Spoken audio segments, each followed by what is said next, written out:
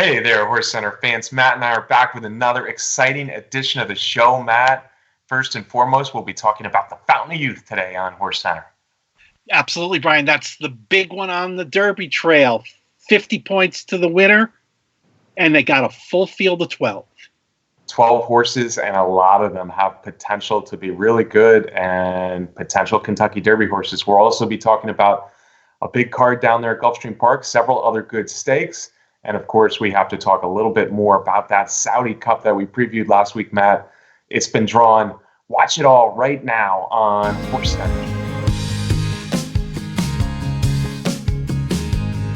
Welcome to another edition of HorseCenter, everyone. I am Brian Zipsy, and as always, I have the outstanding pleasure of being joined by my co-host to the East Coast.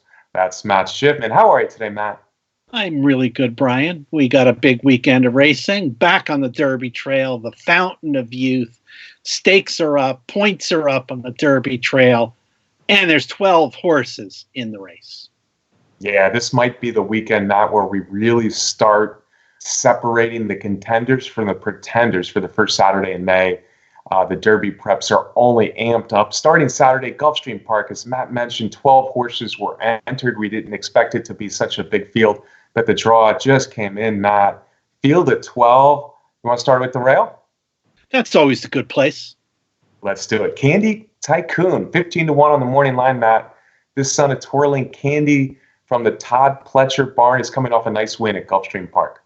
Nice win for Pletcher. That always, I guess, makes him a little bit dangerous. Needed 5 starts to get that first maiden win. That's true, Matt. Although he was close, knocking on the door for a long time, it looks like he's improving. It also looks like he might be more speed in a race that looks like it has a lot of speed.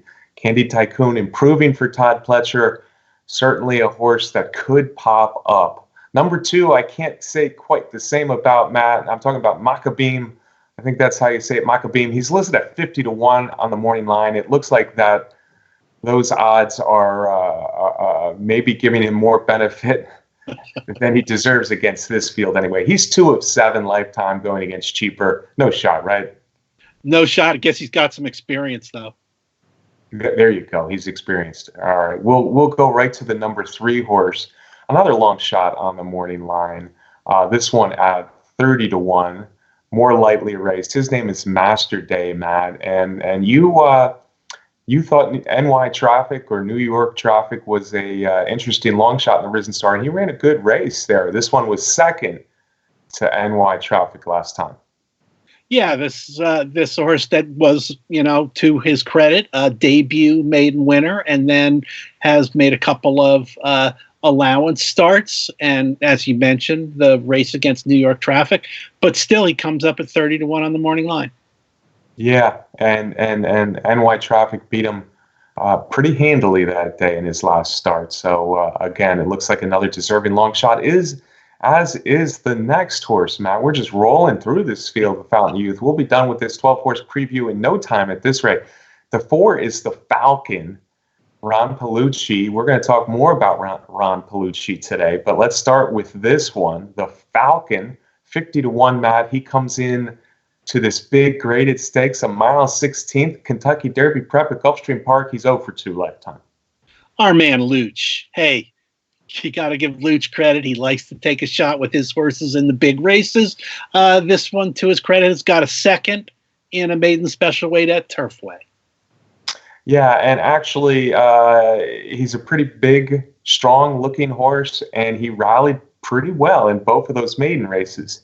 However, those were maiden races in Churchill Downs and Turfway Park, and now he's going into this. Might be a horse to keep an eye out for the future, but awfully tough spot for the Falcon to fly in here in the Fountain of Youth. All right, Matt, let's stop on the long shots for a while. We're going to get to the number 5, and the number 5 happens to be the morning line favorite. Still, there's a lot of questions that Dennis's Moment, 2-1 on the morning line for this Fountain of Youth, needs to answer. Yeah, Brian, and you mentioned on the lead into the show that it's time for us to start finding out who the real contenders are on the Kentucky Derby Trail. And that's the way we have all been thinking about Dennis's Moment since his mishap at the start of the Breeders' Cup Juvenile. Now it's time. Now Dennis's Moment, who's been training superbly, gets his shot in here. And I guess after that post position draw, Dale Romans might be the happiest guy in Florida. Yeah, there are some of the favorites here that did not draw nearly as well as the favorite Dennis's Moment. So the 5-hole could be a big advantage to Dennis's Moment, but he does have to get out of the gate, and that's what he failed to do, of course, when last seen as the favorite, the pretty clear favorite in the Breeders' Cup Juvenile last year. You know, most of us so-called experts are drawing a line through that Breeders' Cup Juvenile, but who really knows? Very impressive looking son of Tiz now. If you've been around the Romans barn at all, you know that they are high on their horses. That's just the norm. And they're extremely high in Dennis's Moment, but I've seen them be super high on other horses before. And sometimes it pans out, sometimes it doesn't. Really good looking. As Matt said, he's been training just lights out in South Florida for the Romans barn. They are saying we're going to see the real Dennis's Moment in the Fountain of Youth. And we very well may. He was so impressive winning his maiden out at Ellis Park in Western Kentucky. The Iroquois was very impressive as well, although the horse that was a clear second that day, Scabbard, has not come back and done a heck of a lot since then. What do you think? Are we going to see something really good like we thought before the Breeders' Cup Juvenile, or is Dennis Moment a horse you can play against in the Fountain of Youth? And the bottom line here, Brian, is that we're talking about a horse going from being a 2-year-old and having basically 4 months since his last race. That's a lot of time to mature into a 3-year-old. And with any of these young horses, we got to see what we can get. My feeling is that he's going to run well, but it'll be interesting to see what the odds are when the gates open. Well said, my friend. I think Matt just hit it on the head there. I kind of do expect Dennis's Moment to run well as well. But tough 12-horse field, almost 4 months off. We still don't really know how good he is. I mean, he looks the part physically. He looked the part winning those 2 races in a row here in Kentucky. Wow, is he working well? But on the other hand, you just don't know for sure. Not the easiest spot to return in after a layoff. And then the most important thing Matt said was the odds. 2-1, pretty clear favorite on the morning line. I think he will be a pretty clear favorite when they spring the gates open. So as a bettor, I'm not excited about betting Dennis's Moment in the spot. I am excited about what he could become, and I'm excited to see if we are going to see the real Dennis's Moment, or if Dennis's Moment is in fact real. But if you're looking at this race like we do as a bettor, it's hard to get excited about Dennis's Moment at 8-5, 2-1 in here against this field. We'll see. We're all excited to see what he has. Number 6 on the morning line, Matt, has been a very consistent horse out of the Kelly Breen barn. You know, I like Sons and Daughters of Looking at Lucky. This one is named As Seen on TV, kind of an interesting name. He's 9-2 on the morning line, and he comes out of a really good bang-up second-place performance last time. Yeah, Brian, and you mentioned that there's a lot of speed in this race, and this is one of those horses. And you mentioned that last race was in Mucho Macho Man at Gulfstream Park, going that 1-turn mile, and he finished second in what turns out to be a heck of a trio now that some races have been run.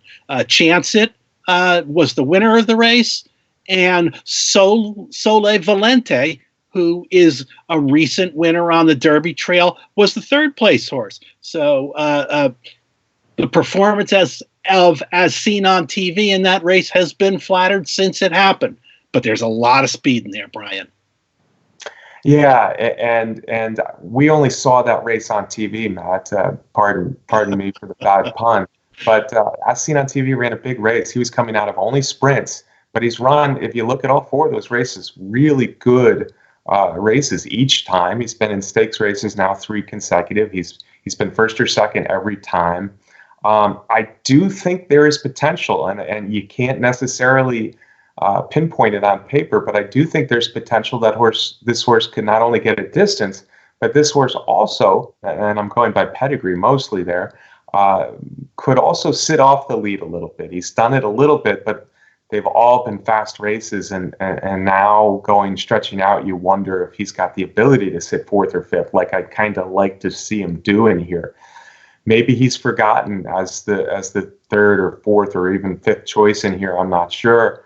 I guess he's the 3rd choice on the morning line. Very interesting horse, and if he can really excel going past a mile, I think he's got a big shot in here. He also drew a good post position. Number 7 on the morning line, Matt, is out of the gate here will be Country Grammar, and I think he's an interesting long shot. 15-1 on the morning line, son of Tonalist, and he's coming from the barn of Chad Brown. Yes, and interestingly, this horse has not run since November. Also, that was when he broke his maiden at Aqueduct. And same kind of thing that we said to about Dennis's Moment, but with a course without all the hype.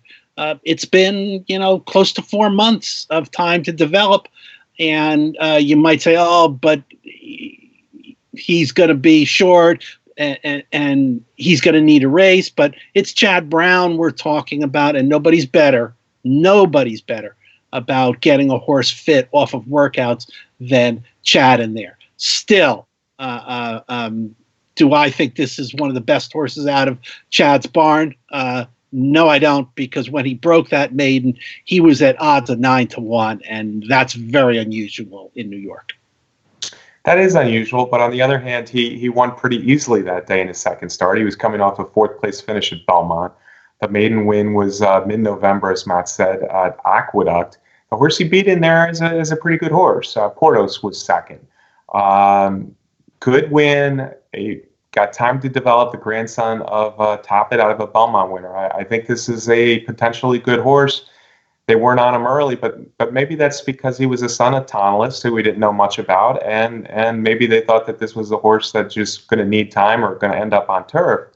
But that maiden win was good enough to give me hope, and I think you said how good Chad Brown is off the layoff in here. So he's a horse I could see in mid-pack early, and he might be a horse good enough to really make some noise in here. 15-1 seems about right, unless they go crazy for Chad Brown. But very interesting long shot. In fact, the most interesting long shot in my eyes in this field in the Fountain of Youth. The 8 is another long shot, Matt, although he did pretty well in the Breeders' Cup. I'm talking about Gear Jockey. Now, Gear Jockey is still a maiden, and he's had a couple dirt races that don't look all that great for trainer Rusty Arnold, but he looked good on turf, and he ran a very good Breeders' Cup juvenile turf. Yeah, it's kind of really interesting the way Rusty Arnold has handled this horse, and Arnold is certainly a trainer that we have a lot of respect for. Another son of Twirling Candy in this race. Before that 3rd place run in the Breeders' Cup Juvenile Turf that you mentioned, he also ran 3rd in the Bourbon. So I'm really interested in this horse, and I wouldn't be surprised that this guy gives a good run. Again, probably at really big odds. Yeah, he should have good odds. I don't know if he's much higher than 20-1 though. Just people seeing that Breeders' Cup performance. My problem, of course, and it's obvious to everyone who looks at his past performances, is his first race of his life and his most recent race were both on the dirt, and they just don't compare to his races on the turf. That's tough to get past as you're looking at a good field here in the Fountain of Youth. So yeah, I respect Rusty Arnold, and I believe that the barn thinks that they have a horse who can run well on dirt, obviously, but tough for me to jump on him with those 2 dirt performances. Number 9, Matt, is a horse you liked a little bit in the Risen Star, but he didn't really do much that day. That's Liam's Lucky Charm, who's very familiar with Chance It. He's in at 15-1 on the morning line. Yeah, I was kind of surprised that this name popped up at the draw, particularly after that performance uh, fairly recently in the Risen Star. Another one that could add to the pace element in this race. Yeah, could add to the pace element. I never thought he was as good as Chance It last year as a 2-year-old, and coming off to that race at Fairgrounds 2 weeks ago. Hard to get too excited about him in here. Too many good horses, and there's enough speed already in here. The 10, though, is a much more interesting horse to me, Matt, and I don't know if I'm talking about for Saturday. The 10 is Shotsky, a son of Blame.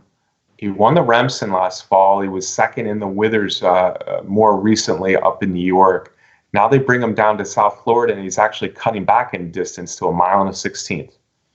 Yeah, that is true. And those two races at Aqueduct had him racing out in front. That happened in a pace that is going to be very different than the pace that is going to be on the front end here at Gulfstream Park. So maybe that's what you were alluding to, Brian, when you said I like the horse, but maybe this setup and the field in here and the racetrack in here may not be an ideal fit for Shotsky. Right. That's pretty much what I'm saying, Matt. He's 10-1 on the morning line for those stakes credentials. Again, first in the Remsen, second in the Withers.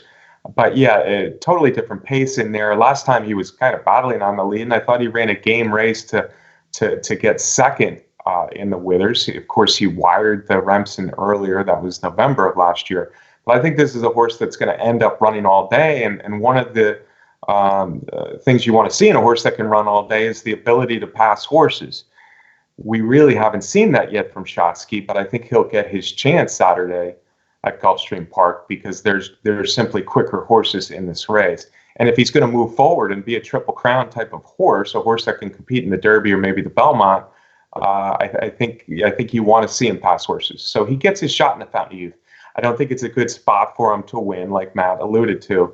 But a horse I want to keep an eye on, and maybe if he can rate a little bit and pass some horses in here and be around at least at the finish, a horse that might be a dark horse as we move closer to the longer races coming in the spring. The number 11, Matt, is 8-1 on the morning line. I think he'll be bet below that. His name is Ete Indian, a son of Summerfront. Yeah, I agree that he'll probably get bet like that. He's from the barn of Patrick Biancone, who is pretty hot right now, and I think that will add to the attention that this horse gets at the betting windows.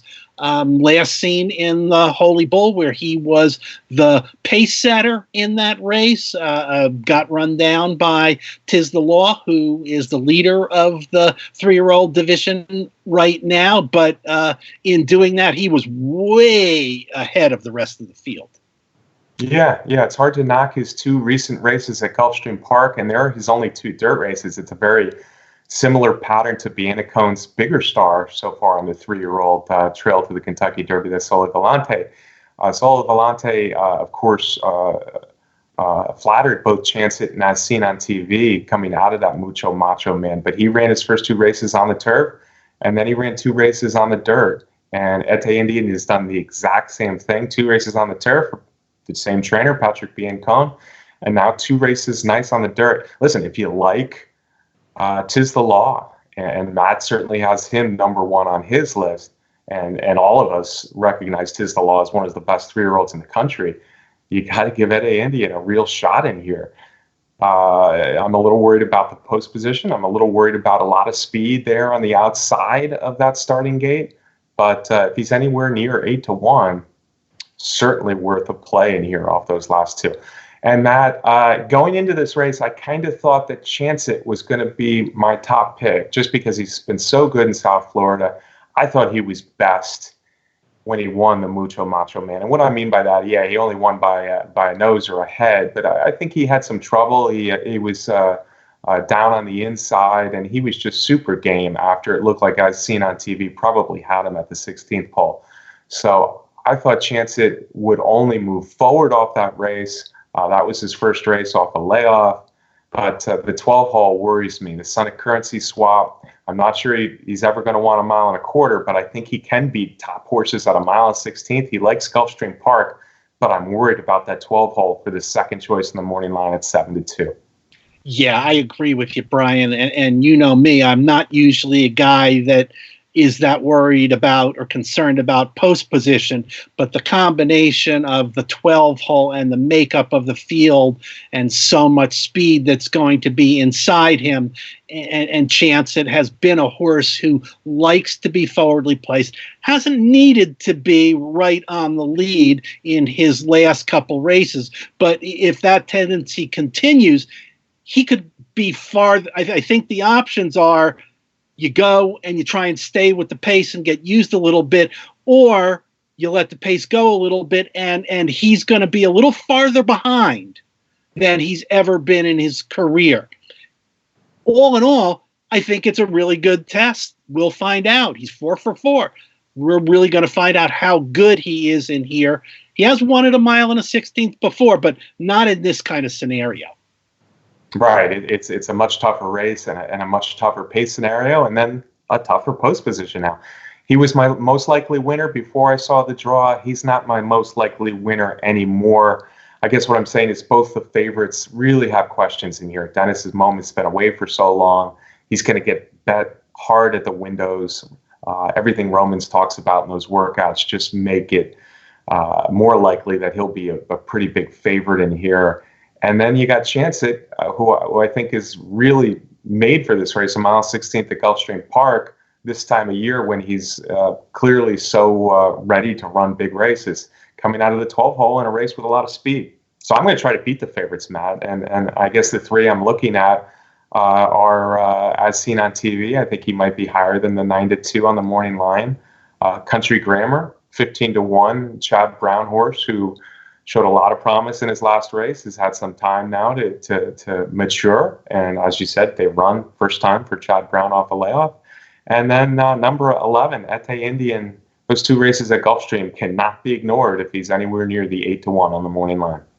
Yeah, certainly. And this is a really tough race to feel comfortable with a choice, because we're you and I are sitting here and we're looking at the PPs, and we see horses that have shown speed and shown speed and showed speed, but they're not all going to go. There are going to be some riders that are going to grab, or they're not going to get out of the gate well, a step behind. So it really is hard to know how this race is going to play out for the first half mile, first 3/4 of a mile.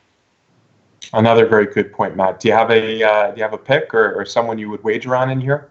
I mean, like you, I felt like this was a great opportunity for Chance It to shine, but I don't like that setup out there. It's going to be interesting to see. I still am really curious about the Rusty Arnold horse and what he's doing in this race. So I'm going to probably wait and see what the odds board says.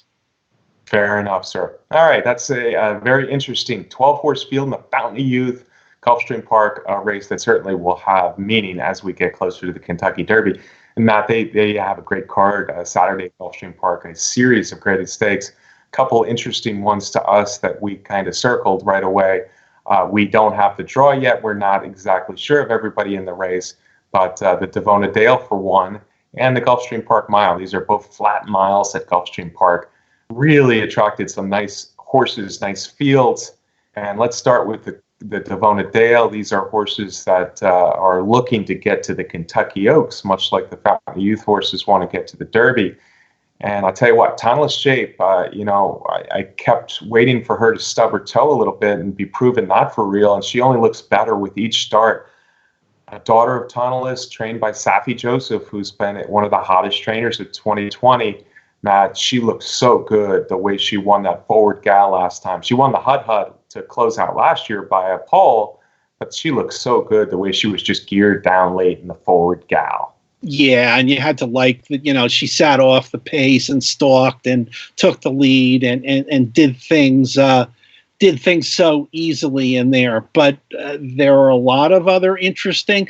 talented horses, some of them less seasoned, less races, and others that have some really good stakes performances potentially in this field. Oh, absolutely.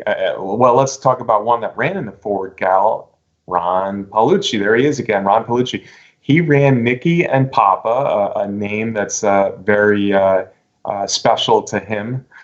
He ran Nikki and Papa, a good-looking daughter of mine shaft, in the Grade 3 Ford Gal in her career debut. And, you know, anybody else that did it, that would be just a shocking entry. But of course, for him, he shoots for the moon often, and he did with this filly. Obviously, he likes her a lot.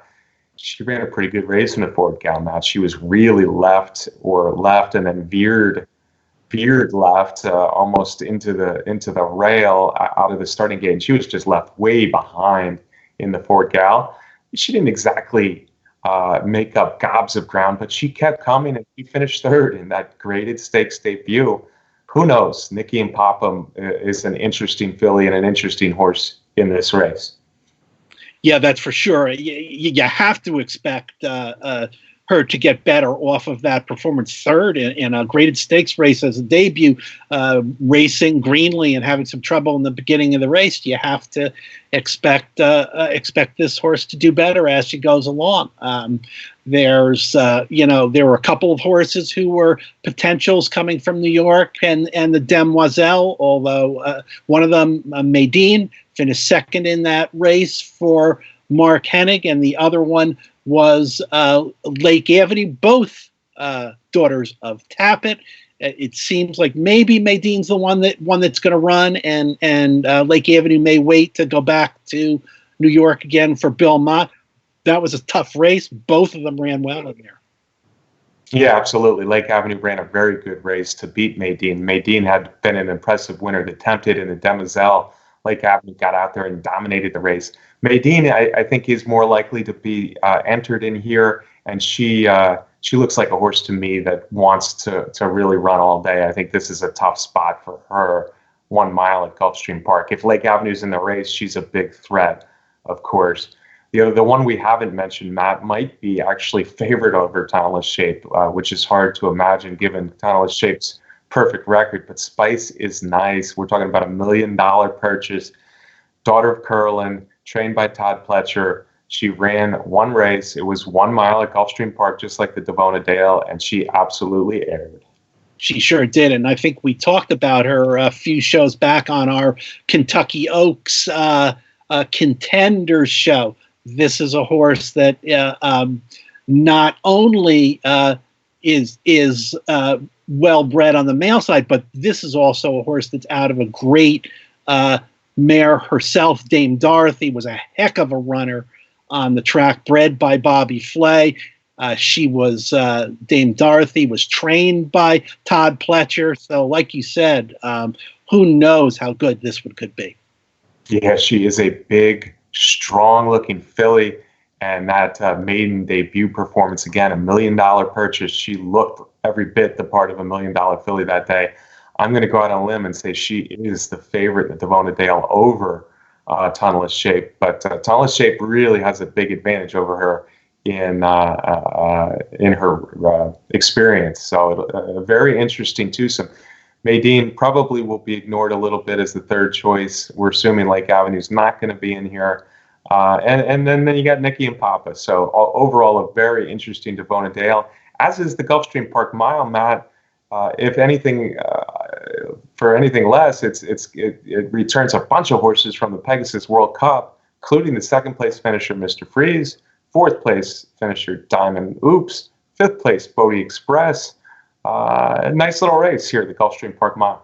Yeah, you've got all those horses from the Pegasus World Cup who ran decently, cutting back in distance, which is a good thing for a number of the ones that you mentioned. And then we've got some horses that are a little bit more on the sprinter side, stretching out to the one-turn mile, which often happens in these one-turn mile stakes races. You get that combination of horses cutting back in distance and sprinters continuing out in the one-turn miles.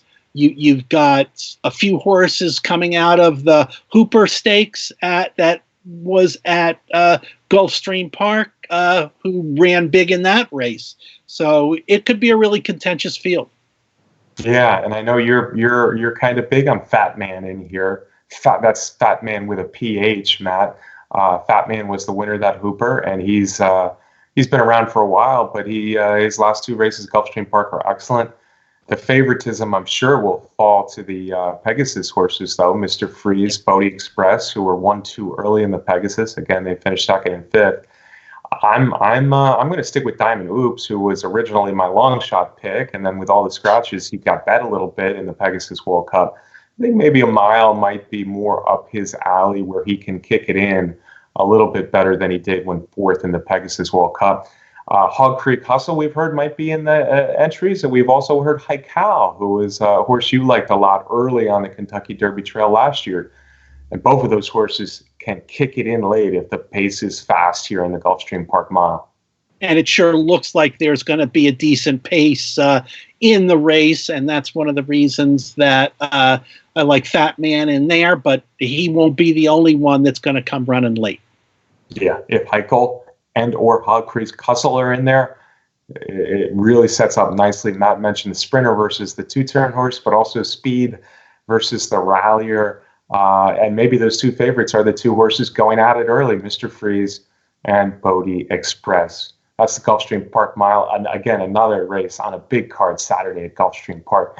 Matt, last week we previewed the Saudi Cup, so we're not going to do it again. But we now have the draw. There's 14 of them entered, Matt. And I want to tell you something. The four favorite Americans are together in the starting gate. 6, 7, 8, 9. Starting with the 6, you got Midnight Pursuit, Maximum Security, Mucho Gusto, and finally McKinsey, all together in the starting gate. Yeah, the draw couldn't have worked out better, I think, for the Americans in there, and not that I think it mattered, and I'm certainly not changing my opinion of the race that the Americans will dominate this race. I don't see how either Maximum Security or McKinsey don't end up the winner. And I will say what I said before. What I've said before. I think Maximum Security was the best dirt horse in our country last year, and we have the best dirt horses in the world, Brian. That's what we do best. Maximum Security on top of McKinsey in the Saudi Cup. All right. Well, yeah, on one hand, I think you're on the favorites in here, but it's a 14-horse field, and there are a lot of horses to bet. So if you're right about that straight exacta, you will collect, sir. And it's hard to argue with your straight exacta. I do think that those two are the horses to beat, but I'll just remind you that Mucho Gusto turned in a career effort last time. Yes, against Cheaper in the Pegasus World Cup. Feels weird to say that, Cheaper in the Pegasus World Cup, but that's the truth. Mucho Gusto might be developing. Midnight Pursuit is so good, and give her a one-turn mile with speed. Don't count out the female in the field. By the way, the other female is classy as they come. So if Magic Wand takes to the dirt, who knows what she's going to do? Probably run second. That's her MO. Ben Battle's first race on the dirt was a whopper, and then you got the Matt Gronkowski, second in the Belmont, second in the Dubai World Cup last year. You can't throw him out if he gets rolling a little early. And I think the forgotten horse is Tacitus. You know, he's been off for a while, and he doesn't have the brilliant speed as some of the other Americans. But again, if there's a good pace, Tacitus drew inside. I think I saw double digits on the morning line for Tacitus. So who knows? But yeah, I'm gonna say your two are the two to beat. I'm not disagreeing with you. I think I have to go with Maximum Security by a hair lash over McKinsey. Just so I guess after all that, I'm agreeing with you. Well, thank you, Brian. Well, there you go. The Saudi Cup, by the way, will be on TV. I believe it's Fox Sports 1 for 12 o'clock. The show will start at 12 o'clock with the race about 12:40 Eastern time for that big race over in Saudi Arabia. Matt, you want to say the name of the track for us, or is that are you going to also struggle with it like I would? Oh, no. At King Abdul Aziz Racecourse? There you go. Abdul Aziz. King Abdul Aziz. I got it now. I got it. All right, so that's the Saudi Cup early afternoon on Saturday, and then you have all these stakes races at Gulfstream Park to look forward to leading up to the big Kentucky Derby prep, the Fountain of Youth. Will Dennis's moment come back to all the hype and do it, or chance it? Can he win from the 12 hole, or maybe Matt and I will be right, and it's a pretty good race to bet against the favorites. We will see. Hey, Matt, before we say goodbye, let me get a parting shot from you, my friend. Yeah, we have said an awful lot today, but these are some interesting races that have all the elements for fun handicapping, big fields, interesting pace scenarios, horses trying to do new things. It's the Derby Trail. This whole thing in the Middle East with the Saudi Cup. Enjoy the weekend of racing is what I think I'm trying to say to all of you HorseCenter fans. And of course, I want to thank our producer, Brett Workman, for putting together the show. Thanks to Brett, and thanks for all of you watching every week. We sure do appreciate it. If you haven't yet subscribed to our YouTube channel right here on Horse Racing Nation, please do so now. Thanks to our sponsor, the best contest site out there, Derby Wars. And I think something else you were saying, Matt, with these fields at Gulfstream Park, at least on Saturday, I can pretty much guarantee you there's going to be some odds. Maybe not in all of them, but at least one of the three we talked about, there's going to be a long shot winner. I just feel it. That's Saturday at Gulfstream. Folks, next week we got a lot of big races to talk about the week afterwards, so join us right back here on HorseCenter next week. Matt and I'll see you then.